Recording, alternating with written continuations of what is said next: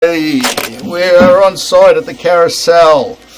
We have put the camera down at 17 metres down, located, it's heading towards a pump pit, and the pump pit is full.